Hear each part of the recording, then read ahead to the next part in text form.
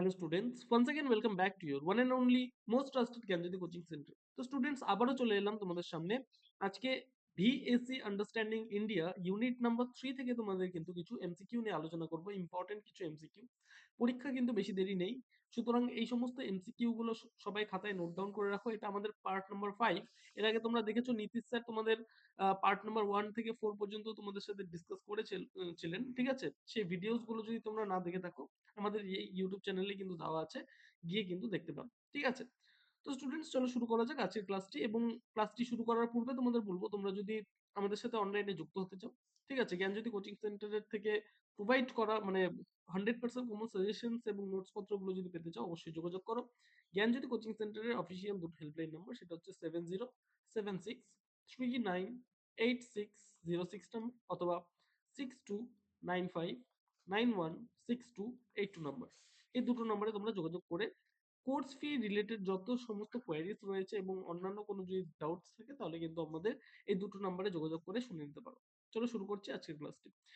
দেখো 1 নম্বরে বলেছে হিস্ট্রি অফ হিন্দু হিস্ট্রি শীর্ষক বইটির লেখক কে?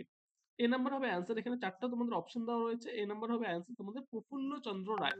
Very very important, Prafulla Chandra রায়, ঠিক আছে। নাম্বার 2, 1857 শীর্ষক বইটির লেখক কে? ঠিক আছে, বি নাম্বার হবে অ্যান্সার।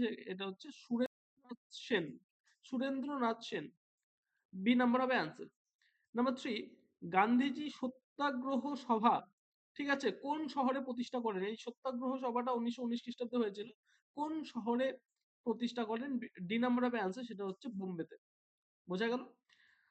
এবার দেখো 4 নাম্বার যে কোয়েশ্চেনটা আছে, ইম্পর্টেন্ট একটা কোয়েশ্চেন। জালিয়ানওয়ালাবাগের হত্যাকাণ্ডের ফলস্বরূপ রবীন্দ্রনাথ ঠাকুর নাইট উপাধি ত্যাগ করেন, এটা আমরা সবাই জানি। তাকে এই যে নাইট উপাধি, এই নাইট উপাধি রবীন্দ্রনাথ ঠাকুরকে কে দিয়েছিলেন? ডি নাম্বার হবে অ্যান্সার, সেটা হচ্ছে রাজা পঞ্চম জর্জ, ঠিক আছে।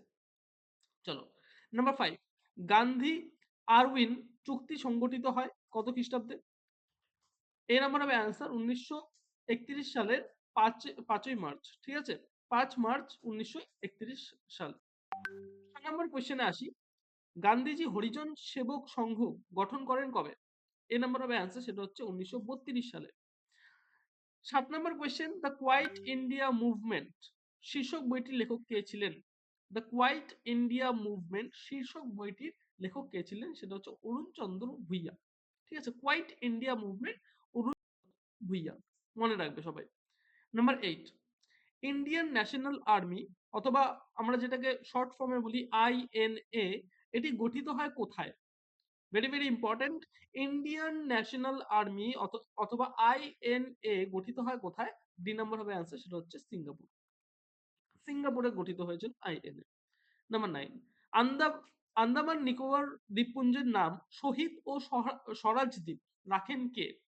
আন্দামান ও নিকোবর দ্বীপপুঞ্জের নাম শহীদ ও স্বরাজ দ্বীপ রাখেন কে? এ নাম্বার হবে অ্যান্সার, সেটা হচ্ছে সুভাষচন্দ্র বোস, ঠিক আছে, সুভাষচন্দ্র বসু। এবং লাস্ট কোয়েশ্চেন আমাদের আজকের এই পার্টে, পার্ট নাম্বার 5, যেটা আমি তোমাদের সঙ্গে আলোচনা করছি আর কি, এই পার্ট নাম্বার 5 এর আজকে এটা হচ্ছে লাস্ট কোয়েশ্চেন, ঠিক আছে, 10 নম্বর। সুভাষচন্দ্র বসুকে কলেজ থেকে বহিষ্কার করা হয়, কোন কলেজ থেকে বহিষ্কার করা হয়? বি নাম্বার হবে অ্যান্সার, সেটা হচ্ছে কলেজ থেকে কিন্তু সুভাষচন্দ্র বোসকে সেখান থেকে আহ বহিষ্কার করা হয়, ঠিক আছে। তো স্টুডেন্টস, এই ছিল আমাদের 10টা কোয়েশ্চেন আজকের, ঠিক আছে। এই 10টা কোয়েশ্চেন নিয়ে কিন্তু তোমাদের সাথে বিস্তারিত আলোচনা করলাম।